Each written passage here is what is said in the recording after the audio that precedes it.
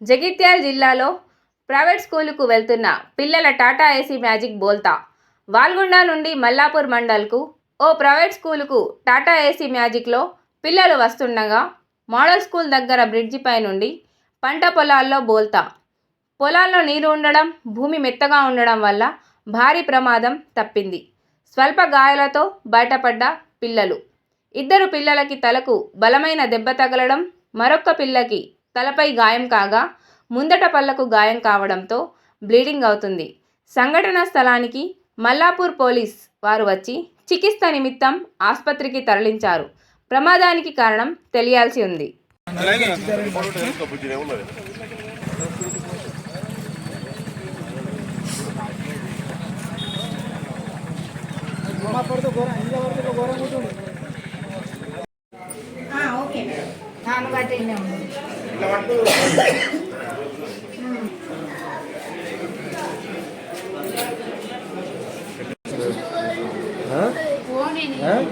ఏమైంది?